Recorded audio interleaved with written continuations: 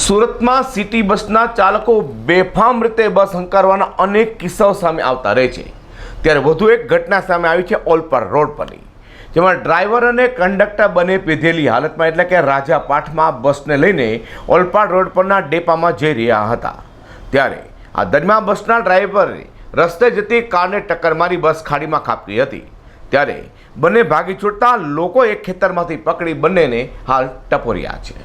Surat city bus સુરતથી ઓલપાડ સુધીના route પર પણ દોડે છે, જેમાં ગત રાત્રે ઓલપાડથી સુરત પરત ડેપોમાં સિટી બસ જઈ રહી હતી। તે દરમિયાન બસનો ડ્રાઈવર નશાની હાલતમાં હોવાને કારણે રસ્તે જતી કારને બસના ચાલકે ટક્કર મારી હતી।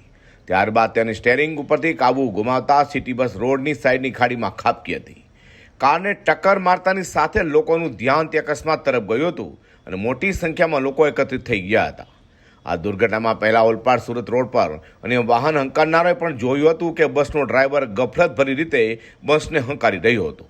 ત્યારે જ બસ ખાડીમાં પડતા લોકો ભેગા થઈ જવા પામ્યા હતા। જે બાદ લોકોએ નાસી ગયેલા કંડક્ટર અને ડ્રાઈવરને ખેતરમાંથી શોધીને માર માર્યો હતો। જ્યાં ડ્રાઈવર હાથ લાગ્યો ત્યારે તે નશાની હાલતમાં હોય તેવું જણાઈ આવ્યું હતું। સિટી બસે અડફેટે લીધેલી મોટરકારમાં નાની બાળકી પણ સવાર હોવાને કારણે લોકોમાં રોષ ભભૂકી ઉઠ્યો હતો। ડ્રાઈવર અને કંડક્ટરની લોકોને બરાબરનો મેથી પાક ચખાડ્યો હતો।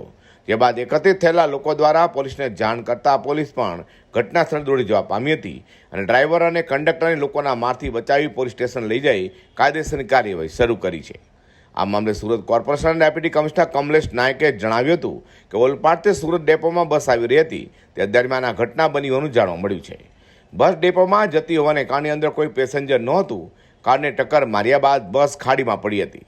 સ્થાનિક લોકો જે એકત્રિત થઈ ગયા હતા તેમને આક્ષેપ હતો કે ડ્રાઈવર નશાની હાલતમાં છે। જોકે આ બાબતે પોલીસને જાણ કરતા પોલીસે કાયદેસરની કાર્યવાહી કરી છે, તો યોગ્ય જણાય તે બાબતની તપાસ પણ શરૂ કરશે। આમ સિટી બસમાં ચાલકો ઉપર લગામ લગાવવાની ખૂબ જ હવે ખાસ જરૂરી છે।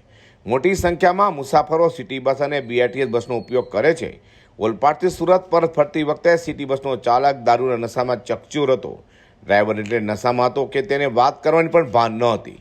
દારૂના નશામાં બસની મોટી દુર્ઘટના પણ બની શકે છે। સદનસીબે રાત્રે ડેપોમાં બસ જેમાં થવા જઈ રહી હતી તે સમયે કોઈ પેસેન્જર અંદર સવાર નહોતું, પરંતુ આ રીતે નશાની હાલતમાં બસ હંકારવી એ ખૂબ જ લોકો માટે જોખમી છે। સુરત કોર્પોરેશન અધિકારીઓએ આ બાબતને ગંભીરતાથી ખાસ લેવી જોઈએ। અઝર કુર્સી સાથે પ્રકાશવાળા।